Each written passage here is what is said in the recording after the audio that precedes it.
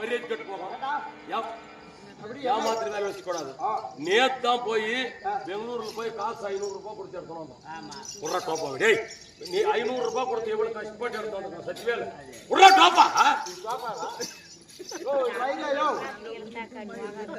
Original ஏன்டா இப்படி கூட்டில கட்டி வந்து பையா கூட்டு கட்டிட்டு ஏன்னா டோப்பா முடியும்.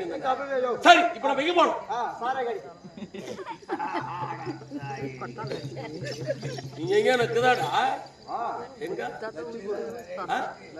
கரியா போயிட்டு வந்துடலாம். ஏய் நான் அங்க போறேன் நிக்கிறேன்டா. கல்கல்லாத்த தான் காட்டுக்க பொம்மநாட்டி அவங்களே ஓடி அடுக்கிறது போறோம்டா.